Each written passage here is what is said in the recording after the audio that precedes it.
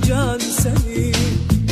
O akşam rüyada yazışa çıktım, aramızı vuran bir evi yıktım. Titreye titreye elini sıktım, baktım zehirlemiş o yılan seni. Bakırdım sevdiğim sen al, çırpınar gülerken sevdalı yıl ol.